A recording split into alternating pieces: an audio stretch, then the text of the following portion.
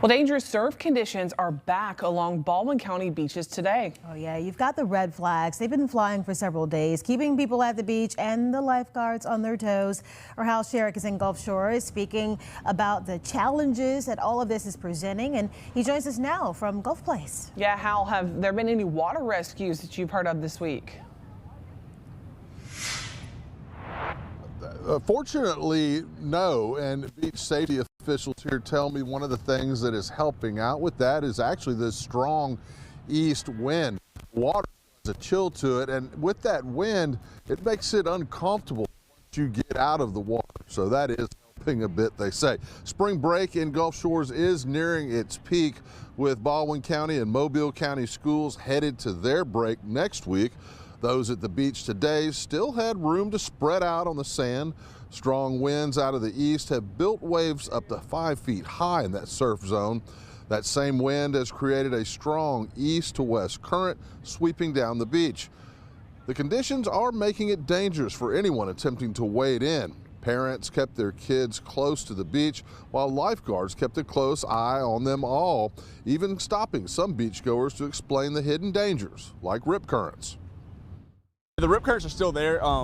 It obviously moves it. Instead of going straight out, it may be more to a westerly flow, but they are still pulling out because the water still has to get back out. We have patrols in every area that are making contacts with people, letting them know that knee deep is too deep, and just every person they see, they're trying to make contact with them. Now, it's still blowing pretty good, as you can see by the red flag over my shoulder here. It's flying and it's standing out pretty straight.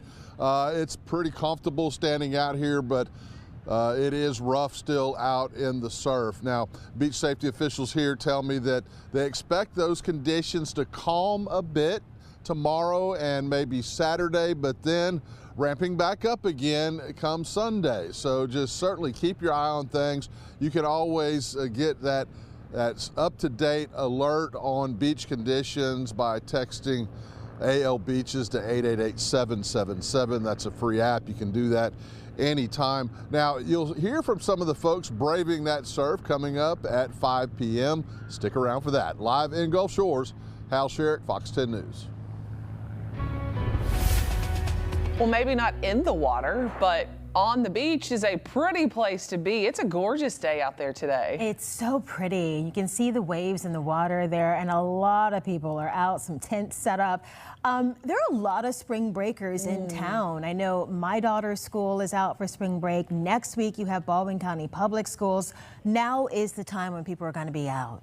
And rough surf, and you know, if you go to the beach and you go swimming and you get out there where you can't touch, you've probably noticed before in the past, even on a calm day, that you kind of drift down the beach. You'll drift from the east back to the west. That's called the longshore current. And when the wind's blowing in the same direction, it accelerates that current. And then you find a break in the sandbar, and that creates the rips. And so that's the bad thing about what we have going on now, is the direction of the wind. And it happens really fast too, Jason. You don't realize it sometimes until you're in too deep. Right. You can get sucked down the beach and then out. And so taking a look at it here with your beach forecast, we are seeing a high rip current risk on Friday. Saturday, a medium rip current risk, and then Sunday back to high risk. So we're still going to be looking at surf danger. And as it gets warm and sunny, this gets to be more of a problem because people are tempted to swim. And it is spring break season. So please get the word out. Trying to encourage everybody around you down at the beach to stay out of the water. Our satellite radar picture here shows a few puffy clouds, little fair weather cumulus clouds. We're sunnier the further east you go here along I-10 and up I-65. And this is what we're expecting for your evening. Like the last couple of evenings, right around dinner time, it starts to get cooler and will drop pretty steadily down into the upper 50s tonight. We'll have light winds and mostly clear skies tonight. We had a few clouds out there last night, but skies are looking good for tonight and into tomorrow morning. We could see a few upper level clouds to get started there on your Friday, a little upper level cloudiness in the picture for us. So coming up, I'll have your complete forecast. We're going to look ahead at the long range outlook, any chances of rain in there, and also take a close look at that weekend outlook in just a few minutes. Weekend's almost here. Thanks, Jason. An expansion of Bay Point Hospital in Mobile is almost finished. The psychiatric hospital, which is owned by Alta Point Health, has 104 beds. This expansion is upping it to 138. Our Brendan Kirby is in the studio now with your update. Brendan, Alta Point, they expect this to be finished soon. Yeah, that's right, Lenise. The company broke ground last spring and expects to finish in the middle of next month. But state certification could add several months before those beds are open. CEO Turk Schlesinger says that when that's finished, though, the beds will fill up fast. He says that the current hospital already is full. Schlesinger says that psychiatric patients requiring hospitalization often have no other choice because other hospitals have shut down psychiatric services. That's due to cost. Many people with psychiatric disabilities don't have health insurance, Schlesinger says, and it's hard to offer those services with low reimbursement rates. So the expansion is well needed. All of our hospitals have closed their psychiatric units for adults and children in the area. Therefore, it just leaves us in all of Southwest Alabama. So the demand is continued to increase. Closing of rural hospitals in South Central Alabama has also created a burden for people, and so we're having to increase our access to care for all of those individuals. Now, the cost of this project, $15 million. The Mobile County Commission is covering $6 million of that with money from the American Rescue Plan Act. That was money passed by Congress to help the nation recover from COVID-19. Reporting live in the studio, Brendan Kirby, Fox 10 News. Eligible men in the United States will soon be automatically registered for the military draft. Right now, eligible men in the U.S. ages 18 to 25 are required to register through the Selective Service System online. However, a new automatic registration process was approved by Congress under the National Defense Authorization Act for fiscal year 2026. The move was made to streamline the previous process and to save money. The proposed rule is currently under review by the Regulatory Affairs Office and waiting to be finalized. A key waterway for oil shipments is at the center of the new U.S. and Iran ceasefire deal, but its status remains unclear. Fox 10's Washington correspondent Stetson Miller is at the White House with more on where things stand with the Strait of Hormuz. President Trump said the ceasefire deal is dependent on Iran agreeing to reopen the Strait of Hormuz, but questions about whether or not it is open remain unclear. Just hours after the announcement of a U.S.-Iran ceasefire deal, the status of the Strait of Hormuz already appeared to be putting the truce in question. Despite the demand from President Trump to reopen the key oil shipping route, Iranian state media reported Wednesday that Iran closed the strait in response to Israeli attacks in Lebanon. And the Associated Press also reported that analysts saw no change in traffic throughout the day. But the Trump administration offered mixed messaging about its closure. We have seen an uptick of traffic in the Strait today, and I will reiterate the president's expectation and demand that the Strait of Hormuz is reopened immediately, quickly, and safely. That is his expectation. It has been relayed to him privately that is what's taking place, and these reports publicly are false. Then just a few hours later, Vice President J.D. Vance had this to say before boarding a plane in Budapest. We've already seen an increase in traffic today. Hopefully we'll see an increase in traffic tomorrow. We actually think that we are seeing signs that the straits is starting to reopen. Despite the uncertainty, the ceasefire announcement did have a positive effect on oil prices, which dropped and stocks surged. In Washington, I'm Stetson Miller. Got some extra cars out there on the roads today, but we have dry conditions. And here's a look at the traffic tracker, which shows some delays getting into the Wallace Tunnel. This is not a major backup, but eastbound here only at about 9 minutes after 4 o'clock, starting to see some delays. So this may increase as we get closer to the 5 o'clock hour. It's also slow on Government Street in downtown Mobile, trying to get into the Bankhead Tunnel. Looking across I-10, everything is fine. And checking out Pensacola, everything looks good here, generally speaking, on the highways and some of the major interstates and Bay Bridges. We'll continue to monitor, and I'll have another traffic update coming up later on. Happening tonight, the Greater Mobile, Alabama chapter of the Links Incorporated is hosting its Link Up the Vote Candidate Forum. It'll be at Bishop State Community College in downtown Mobile. The event is free, presented in partnership with the League of Women Voters, the NAACP, Bishop State Community College, and several others. It's all to offer you an opportunity to hear directly from the candidates ahead of the upcoming primary election. A voter education segment starts at around 5 o'clock, followed by the forum at 5:30. It is now homeward bound for the crew of Artemis II after a record-breaking journey around the moon. Continuing with that historic space voyage, the astronauts taking questions during a news conference. The crew racing back to Earth ahead of its anticipated return in less than 48 hours, scheduled to splash down Friday night on the coast of San Diego. Recovery teams airlifting the crew by helicopter to join the USS John P. Murtha. They will then have medical evaluations before they come back to shore. NASA releasing some new images from the mission just yesterday, including a group picture and a breathtaking view. Look at that there of the Milky Way. They have had a great time up there, you know it, all while making history. Still ahead on Fox News at 4, Infirmary Health is getting ready for the Women's Health Month. It's a panel coming up to teach everyone about the importance of women's health, how you can participate in a studio interview next. Also, 4 Baldwin County mayors in one room, laying out how they're going to handle the growth in Baldwin County, what that means for your neighborhood. Thank you for watching Fox 10 News at 4, taking a live look outside. It's a crowded situation there at the beach. Make sure you've got that sunscreen if you're going out, and pay attention to the flags.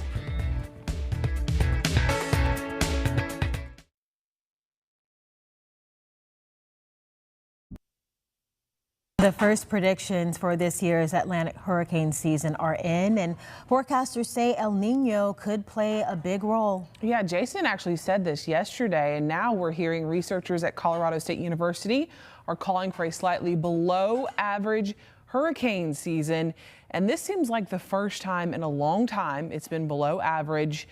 Fortunately, we have not had any major ones right here in the Mobile, Baldwin County area in a couple of years. Of course, we want to bring you in for this conversation. And you mentioned that yesterday about the El Nino. Yeah, normally when we see a strong El Nino, there's a little less activity. Of course, it only takes one to cause big problems for us. So there's still the potential for some tropical activity. It's just a little lower number for the overall basin prediction. Here's a look at it. This is what we're seeing. So the numbers on the left, the CSU forecast, that's the new Colorado State forecast. They're predicting 13 named storms, which is one fewer than usual, 6 hurricanes instead of 7, and 2 major hurricanes instead of 3. Now, this is the prediction for the entire Atlantic basin. That's the Atlantic, the Gulf, and the Caribbean Sea. And this does not take into account steering flow either, but it is a little more favorable to see fewer storms when you have an El Nino pattern. 77 degrees right now in downtown Mobile. Winds are out of the south at 8 miles an hour. The air is pretty dry, and here's a look at what we're seeing with the little puffy clouds that we have going on across the area right now over northern Mobile County, over Washington County, over our Mississippi counties. They are not producing any significant rain. And as we look at what we're tracking here, you can see through lunchtime on Sunday, we still have a persistent wind out of the southeast at about 10 miles an hour. And so that's going to be driving up the rip current danger this weekend, Saturday and Sunday, and even into Monday. We've got a very persistent pattern with a ridge in the Atlantic, and that is going to bring those breezy conditions across the area. As we take a look at what's happening on Tuesday, we do have that onshore flow. We do have some showers over Louisiana, and then taking it into Wednesday, there's no shot at rain again here. It's just a big bubble. It's like a force field. It's keeping the rain away. We could be dry for 10 days to 2 weeks, which is not good news considering the drought. Fortunately, at least with the warmer than average pattern, we're still seeing cool nights, and tonight will be similar to last night. We'll have low 50s inland, mid to upper 50s near the coast, 60 in Pensacola. I mentioned that drought, and it continues to intensify, and we are in a level 3 severe drought over most of our Mississippi counties and parts of Mobile County, Baldwin County, and all the Panhandle. It is an extreme drought for areas up Interstate 65, so definitely not a good situation there. Our next 3 days will be dry. The drought conditions will intensify and the weather is pleasant. Highs in the low 80s this weekend, Saturday and Sunday. It doesn't get much better than that for outdoor activities. Overnight lows in the mid to upper 50s. Looking ahead next week, highs in the low 80s and lows in the low to mid 60s all the way through the middle of the week in your extended forecast. So we've got some warm weather on the way with plenty of dry conditions to track. Next month is Women's Health Month, and Infirmary Health is offering a panel to answer questions that you might have concerning women's health care. Dr. Meg Heuser is with us now from Infirmary Health. Thank you for stopping by. Thank you for having me. I know the importance of this is to make sure that women are in a comfortable environment in terms of talking about their health. I feel like that's gotten better over the years, though. Women are more comfortable talking about it. Absolutely, and that's a great thing. We have had more education and more awareness of certain conditions that affect women, but there's more room to make progress, of course. So we're hoping to be able to spread awareness and education to the community. Okay. In terms of that education, you're bringing a lot of expertise to this panel. What will you talk about and what drew you in? So I am a general OBGYN. I take care of women of all ages through pregnancy, family planning, through the menopausal transition and beyond. So I hope to bring my expertise from having treated many women to be able to answer some questions that people have that they may not be able to answer at appointments or not know if they need an appointment or not. And getting back to that conversation and how women are more comfortable talking about it, I feel like menopause transition is how you phrased it. There's a lot of that being discussed now. Do you think that'll be the dominant question, maybe? I think that is a really important topic, and it's been so prevalent on social media and the media recently. So I'm sure there will be a lot of questions, and I'm looking forward to answering some. Okay, so for people who are watching this and they're thinking, I want to get a girlfriend and go to that, how can they participate? What's the registration process? So you can register on our website at infirmaryhealth.org. On the events page, sign up ahead of time. We'll have dinner and door prizes. It'll be a fun night. So bring your girlfriends, come learn some things, answer questions or ask questions. It'll be a good night. You said door prizes. That yes. always we'll always love to know There's that they prizes. can win some. Of course, you're winning information, but also a nice little prize. How common do you think these conversations need to continue to happen to make sure that that space is staying open? As long as I continue to see patients who have questions that I feel like they should know the answers to, or who are afraid to seek care because they don't think that their problems are important, I think it's continuing to be important to talk to the community. Do you think that there is, or in your opinion, what would be that one topic that women are still hesitant to talk about? It used to be menopause. It used to be, you know, cardiovascular health. But what do you think it still is now, that they still need that gentle push to know this is the space where you can come and have that conversation? I really think there are lots of conversations that women are hesitant to have with a primary care doctor or with friends or family members. So going to an OBGYN appointment is so incredibly important, but being in a group like this where you can ask questions anonymously may be a great space to be able to get some information to people. Okay, we're almost out of time, but is there anything else you want to add that we didn't cover? Just to know that participants will be able to submit questions anonymously and have their own specific questions answered at this panel, and there will be a lot of group discussion as well. So if somebody has something they are embarrassed about talking about, we'll talk about it out in the open, but you don't have to claim it. There you go. That's a good way to put it. Thank you, doctor, for stopping by. Thank you for having me. And for your time in this effort. Absolutely. We'll be sure to have this interview posted on fox10tv.com. That way you can watch it with someone you know. Look for it shortly after this newscast. Well, community leaders in Central Baldwin met with residents this morning in Robertsdale to share what's ahead for their cities. Fox 10's Stephen Moody has what was discussed and what's next. For the second straight year, Central Baldwin leaders gathered here in Robertsdale for the State of the Cities event. Local leaders provided updates on growth, development, and future plans for their communities. It's really important, you know, with the growth in our county is growing exponentially.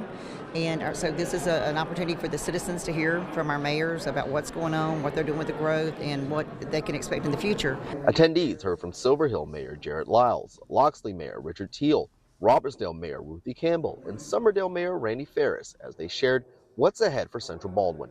Mayor Ferris and Mayor Campbell were elected last year. For them, this is just another way to get closer to the people they represent. Sometimes the citizens do not have the opportunity to connect with our mayors, even though our mayors are, you know, very accepting and their doors are open. Sometimes those citizens just don't know how to approach them. So we're happy to have this second annual event, which is free and open to the public, to give them that opportunity. And the mayors have been really good each year about talking to the constituents after the event. And it was a great opportunity for people to see just how these mayors work together for all of Central Baldwin County. Not only do they connect with the community and the citizens, but they also connect with each other. Our mayors in Central Baldwin get together once a quarter, but they also get together a couple times a year with all the mayors in the county. So they're all invested and all trying to plan ahead for that growth in the county together. We've always had a great group of mayors who work together very, very well. And if one has an issue, they can call the other one in Central Baldwin, and everything just works out. Stephen Moody, Fox 10 News. When we return, a first look at the movie Michael with the King of Pop's nephew in the starring role. We're going to show you a clip from the musical biopic, including the first ever moonwalk on film, next. The Fox 10 Pledge of Allegiance. I pledge allegiance to the flag of the United States of America, to the republic for which it stands, one nation, under God, indivisible, with liberty and justice for all. The Fox 10 Pledge of Allegiance. Back in, Uma Thurman will return for season 2 of Dexter Resurrection. Yeah, she's reprising her role of Charlie, Leon Patter's former special ops right-hand woman who was leaving the area. And it follows the news that Brian Cox is joining the cast as the New York Ripper. Season 1 is on Paramount Plus if you're like myself and you never saw it. I know, I never watched Dexter, but that's like on my list because I hear it's quite popular. A lot of people say it's really good. I don't know. She looks good. She always looks good. Of course. Actress Aubrey Plaza is confirming she's with child. The baby's going to be the first and due this fall. Yeah, her partner Chris Abbott is the father. The couple worked together on the 2020 film Black Bear and the off-Broadway play Danny and the Deep Blue Sea. Plaza reportedly showed the first signs of that baby bump last month during Fashion Week in Paris.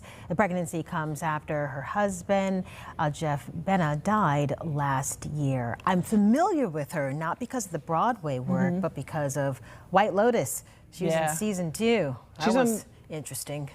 She's on Parks and Rec too, Parks and Recreation. Is she? Well. Now that's a comedy, right? Yes. Okay. Does she do comedy well? She's like the very like monotone.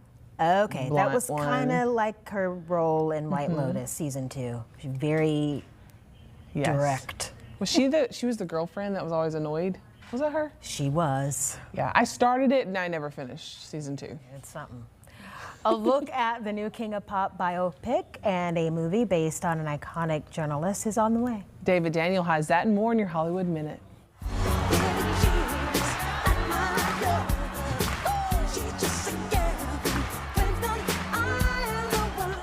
The latest clip from Michael recreates the King of Pop's legendary Motown 25 performance, including Jackson's first ever moonwalk. Michael opens in theaters April 24th.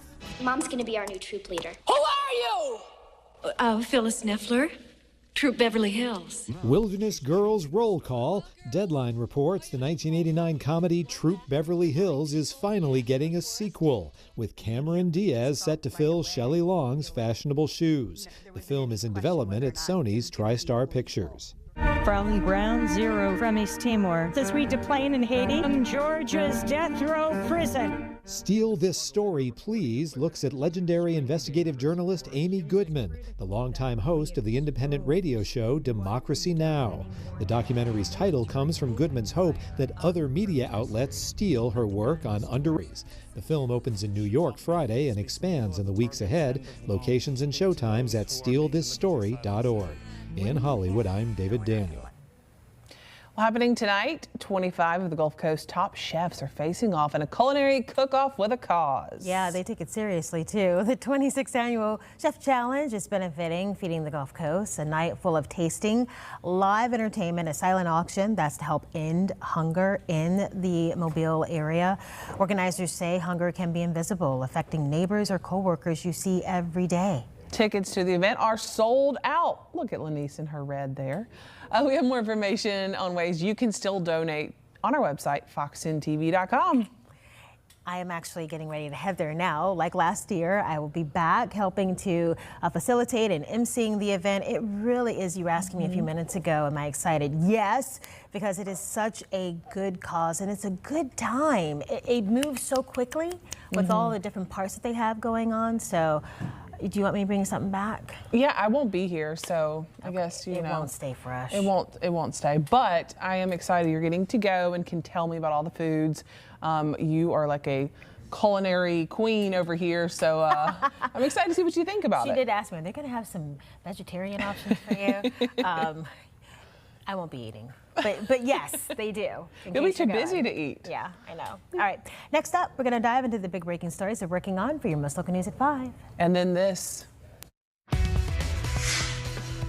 Some people, they want to fully quit their jobs and not work anymore in their 40s or 50s or really any age under traditional retirement age. Early retirement is a dream for many. When we come back, how it could be within reach with the right plan. Stay with us.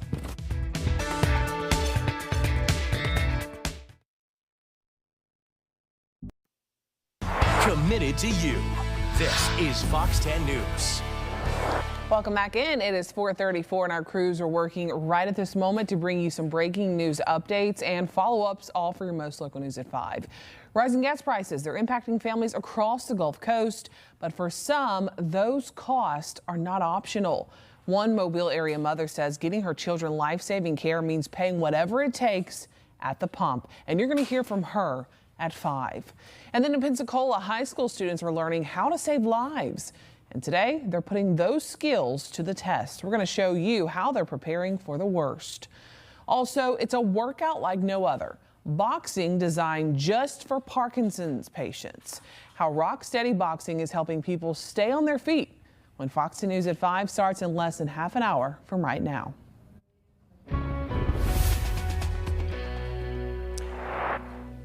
All right, taking a look out there right now from the Admiral with your Eastern Shore Toyota camera here. It's a beautiful day across the Gulf Coast. It feels good, too, with that nice breeze out of the east. And we're keeping an eye on your forecast both here on Fox 10 News and on our Fox 10 Gulfstream app, which is an app that is free for your smart TV, like your Roku or your Amazon Fire Stick or your Apple TV, and you can get your forecast anytime. You can even check out our next weather segment. We've got an update with meteorologist Hannah Fink on the new prediction for the 2026 hurricane season. Maybe a little bit below normal this go around because of El Nino. All right, here's what we're seeing with our day planner, and our temperatures will start out in the low 60s early. We'll have plenty of sunshine, and then tomorrow afternoon in Pensacola, we warm up into the mid 70s. By the afternoon. Looks good there. In Mobile, we will be a little cooler in the morning, upper 50s to near 60 degrees, and we'll end up warmer by the afternoon. Temperatures will climb about 20 degrees. We'll be up near 80 by the afternoon with a nice breeze, but not terribly hot. This is the good weather. This is the good stuff. And checking it out, satellite radar picture right now does not show any rain. We had a few light showers in the area last night along the beaches of the Florida Panhandle, but not much going on out there now. The air's dry and the skies will stay clear. I know we've got some puffy clouds out there this afternoon, but we will go mostly clear into the latter half of the evening. That'll allow our temperatures to drop considerably. Our futurecast is pretty quiet. Winds out of the east into the weekend, and we're not seeing any rain on Saturday or Sunday. So temperatures are going to be unseasonably warm. They're going to be running generally about 5 degrees or a little more than that above normal through the weekend with very little rain in sight. We'll check out that 7-day forecast coming up.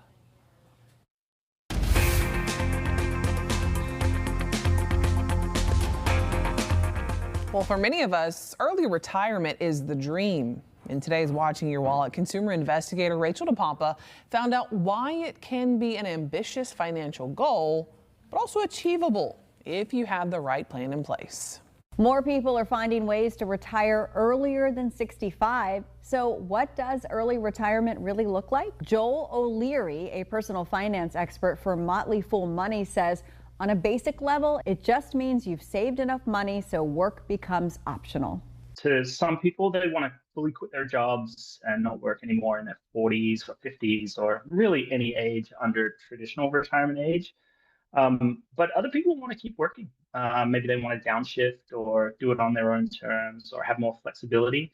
The main idea is just that once you've achieved financial freedom at whatever age that is, you get to choose how you want to spend your time going forward. O'Leary says to reach a goal like this, you have to know your numbers, meaning exactly how much you spend each year. He says a general rule for a nest egg is the 25 times rule, which is basically saving up to 25 times whatever your yearly expenses are. It's a good idea to build in some contingency plans or maybe inflate those numbers just a touch, because your money is going to need to last longer than what a traditional retirement would need to fund. Adding that extra buffer gives you flexibility when some bigger unknowns like healthcare, taxes, longer periods of high inflation. O'Leary says trying to retire early isn't only about being super frugal and not spending any money and routing every cent possible into savings and investments. He says you can still have fun, but it's also about spending money on things you value and cutting back on the stuff that you don't. With this Watching Your Wallet, I'm Rachel DePompa. I'm Sarah Wall. Today on In Depth, we are talking about a safety advisory for some beachgoers. A swim advisory is in effect for the east end of Dauphin Island due to high levels of bacteria in the water. We are taking a look at what's in the water, what exactly is this bacteria, and we're looking at how you can check the levels and the safety of a swimming area before you head to the beach. You can check it out on In Depth with Sarah Wall. It's on our Fox 10 Gulfstream TV app, our Fox 10 Facebook page, and our Fox 10 website, fox10tv.com. The U.S. fertility rate is at a record low. New CDC statistics indicate about 3.6 million babies were born last year. The rate is down about 1% from 2024 and roughly 20% from 20 years ago. American women also are waiting longer to have children. A decline in the fertility rate can affect the economy in the long run. The Trump administration is using policies to try to encourage more people to have children. Spring sports are in full swing. Being part of a team not only helps physical health, but it also teaches children and teens how to work together with others. And experts say it's important to learn how to be gracious, whether the team wins or loses. In today's Health Minute, Mandy Gaither has more on how parents can help kids learn to be good sports.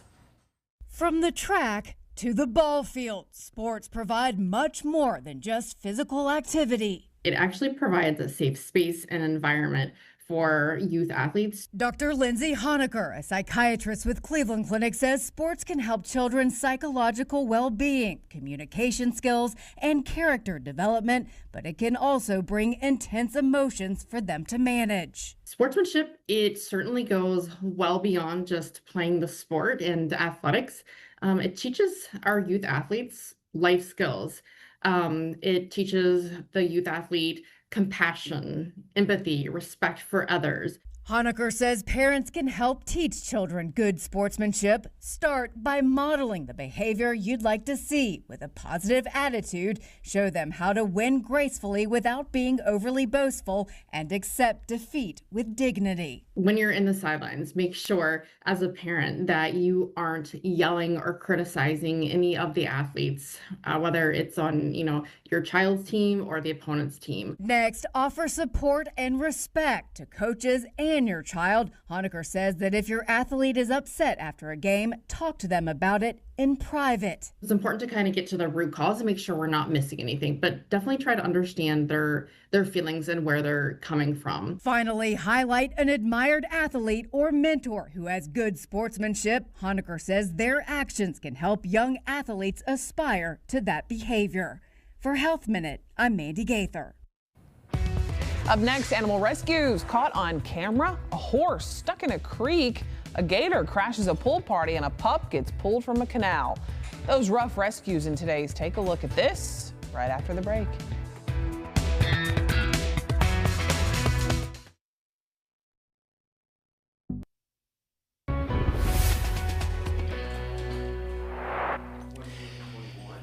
All right, let's take a look at the beach forecast across the Gulf Coast, and this is what we're seeing for your Friday. We've got a high rip current risk on Friday, unfortunately, and we've got this steady southeast wind going on, so we're expecting to see a rip current situation here Saturday and into Sunday. Rip current risk high on Sunday, and we're just going to have to battle it. We've got a real strong ridge in the Atlantic, and that's going to keep that east and southeasterly wind flow going and make for dangerous conditions and rough surf. Swimming is not advised. Here's a look at what we're seeing in downtown Mobile right now. We've got a wind out of the south at 8 miles an hour. The dew point is at 56, and our Eastern Shore Toyota view shows a pretty good situation out there right now. We do have partly cloudy skies across the area. It is sunny back on off to the east and across the Florida Panhandle. And here's a look at the long range. All right, let's just run this GFS model out, and we've got the ridge sitting in the Atlantic, and so that's got the southeast wind. It's also a stabilizing thing that keeps rain from forming. It makes the atmosphere stable, and going through Monday and into Tuesday, we'll have a few passing clouds, but again, no significant rain, no fronts, and this bubble, this big protector, this big high pressure area that's keeping the rain at bay could stay in place through the middle or even the second part of the month of April. So this is a long range climate trend, and it's just made it tough to get rain in here this year with this setup. It's not a typical setup for the springtime, but we have it this year. 57 degrees in Mobile for our low tomorrow morning. We're looking at 60 in Pensacola. Lower 50s to the north, Grove Hill, Monroeville, and Evergreen. 57 in Mobile. Now getting into that forecast over the next few days, our daytime highs in the low 80s. Plenty of sunshine. This weekend, we're expecting cool weather at night and then taking it forward over the next 7 days. We've got temperatures in the low 80s, overnight lows in the low 60s, and hardly a drop of rain showing up in your extended forecast. It looks like the drought conditions will be persisting for the Gulf Coast into the second part of the week next week. All right, Jason, thank you. From a horse in high water to a gator getting grabbed, some animals were in need of some rough rescues. Amanda Sansoni has all that and more in today's Take a Look at This. What started out as your everyday field trip for some Chandler, Arizona second graders, they were really excited to see the farm and tractors and things like that, ended with a daring rescue and a life lesson when bus drivers Michael Randall and Doug Rogers saw someone in need of help. My first thought, it looked like a coyote. Then I heard the kids say, "It's a dog, it's a dog, it's a dog." With encouragement from the students, save the dog! Randall and parent chaperone Julia Valenti sprang into action, working together to rescue the frightened pup trapped in the canal, demonstrating what a little teamwork and humanity can do. There's still good in the world, that people still want to do the right thing. From 4 paws in trouble to 4 hooves in danger, Troy the horse is back home safe and sound after being swept away by raging floodwaters last weekend in Marengo, Illinois. How are we going to get there? A team of nearly 4 dozen people worked nonstop to rescue Troy from the icy cold creek.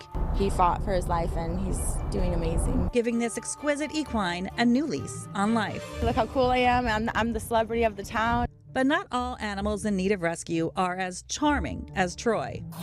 Right there, he's huge. Good God. What Tampa police first thought was a human intruder turned out to be a 9'6" alligator, who is not too pleased to have their 3 a.m. swim interrupted. So he'll just frolic around and then weigh himself out? Yeah. Let him burn some of that. Officers assisted the trapper in capturing the pool partying pest. But with gator mating season underway, this reptilian Romeo's courtship efforts may have been cut short by the long arm of the law. For Take a Look at This, I'm Amanda Sansoni. Well, still ahead, how one window company found success by looking for potential in its employees, not perfection. Stay close for this story.